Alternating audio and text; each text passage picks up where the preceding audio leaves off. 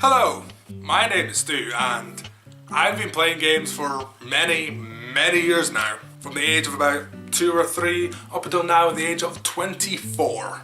Gaming has been a big part of my life. And honestly, I've been getting rather nostalgic recently. I'm rapidly approaching the day that I've been putting off for far too long. The day I will have to become...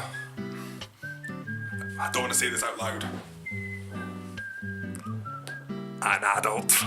So I figured in these last few joyous months I should look back at all the games that have shaped my gaming identity in the past 24 years. So I've made a chronological list of all the games that are important to me in some ways. Some are important because they gave me amazing memories, some are important because they affected me in some ways, and some are important because they're simply good.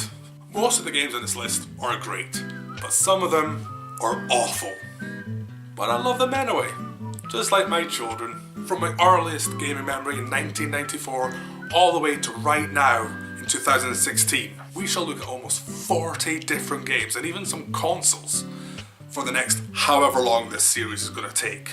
Now the list is in the chronological order of when I played them, not when they've been released. Now that could get a bit confusing, so I will reiterate this point every time I play a game outwards of its release date.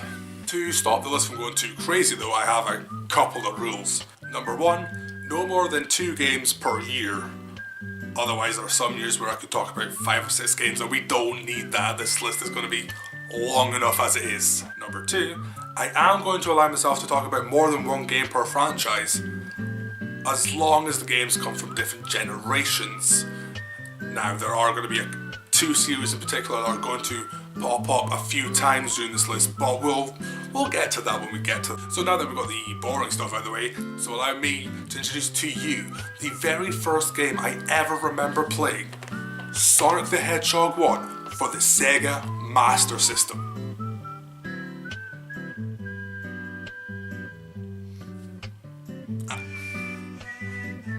I know what you're thinking, but Stu, this is not Sonic the Hedgehog for the Master System. And you're right, this is Sonic the Hedgehog for the Mega Drive. I don't have Sonic the Hedgehog for the Master System anymore. So I thought, this is the closest thing I've got. I'm trying, I'm new to this video stuff. Please, the Master System was the very first console I ever remember playing, and there are 3 games in particular that stuck out in my head. The first being Cosmic Spacehead, the other 2, Sonic 1 and Sonic 2. Cosmic Spacehead I remember making no sense to me as a kid, and I've never had the urge to give that game a revisit, but Sonic? Oh, I understood the basics of going left to right even from an early age.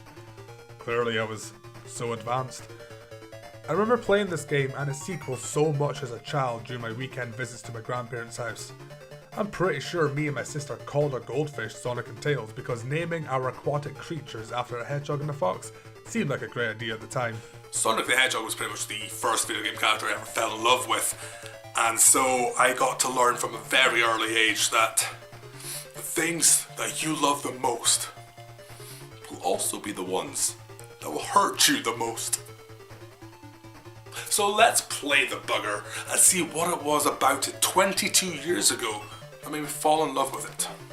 Gameplay wise, it's very similar to its 16-bit counterpart. You go from the left to the right, defeating enemies, collecting rings, jumping, spinning, rolling around at the speed of light. And much like the other Sonic 1, you start in Green Hill Zone, complete with an 8-bit rendition of that song. Let's get nostalgic.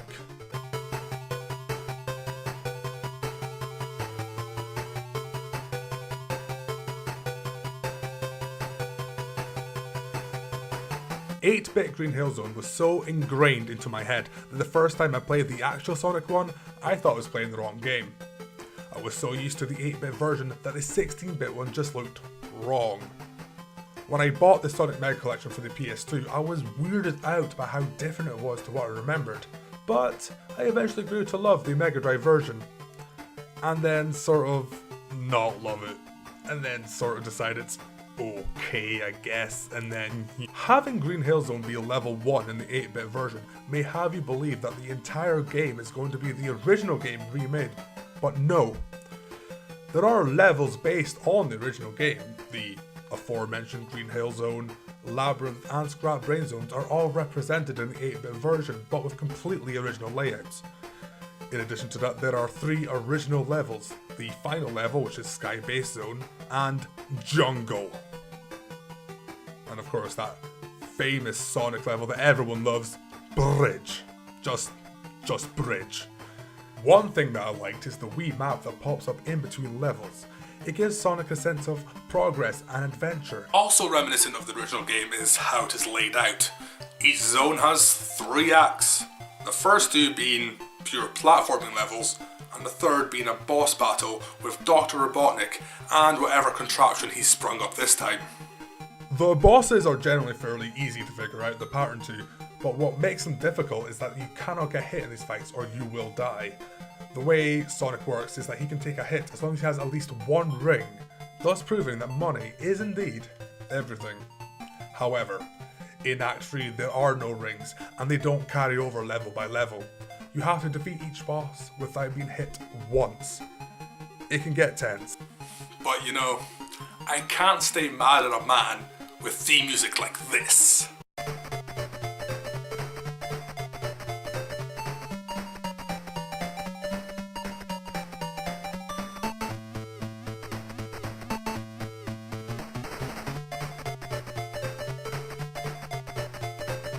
The levels themselves are fine if a bit too generic.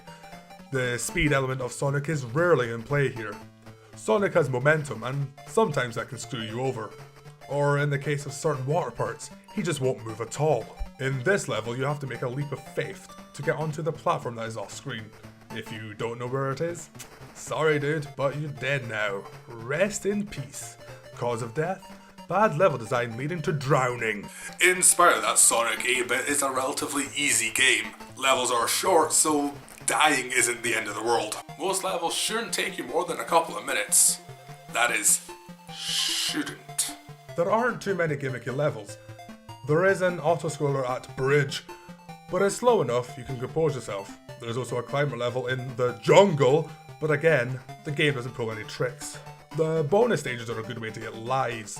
To get there, you need to finish a level with at least 50 rings. You can then collect 100 rings in the bonus to get another life, as well as break open the Cont box. That is, Cont.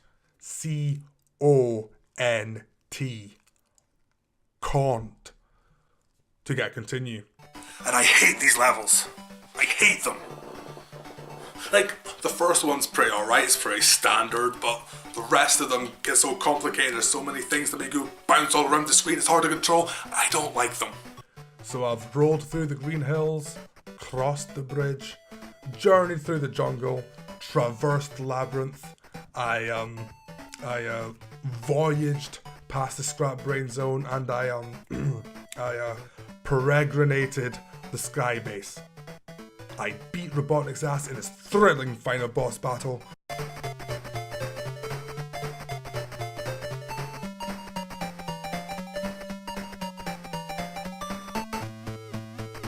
And saved the day. Thank you. Thank you. No, you're the best. No, okay, I am the best, but you're also the best, bro. Yeah. I forgot the Chaos Emeralds. Oh no! In other Sonic games, you get the emeralds by completing bonus stages, but in 8-bit Sonic 1, they are lying about somewhere in the level, hidden away. To get the good ending, you gotta collect all the emeralds, but I don't wanna.